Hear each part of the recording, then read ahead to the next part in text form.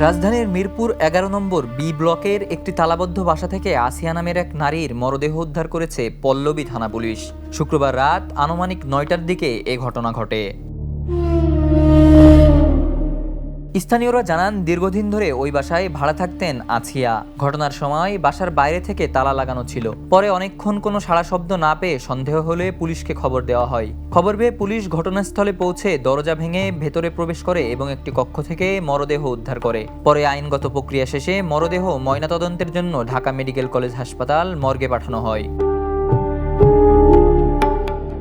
স্থানীয়দের ভাষ্য অনুযায়ী আসিয়া একটি গার্মেন্টসে চাকরি করতেন এবং একাই বাসায় থাকতেন। এ ঘটনায় পুরো এলাকায় আতঙ্ক ও চাঞ্চল্যের সৃষ্টি হয়েছে।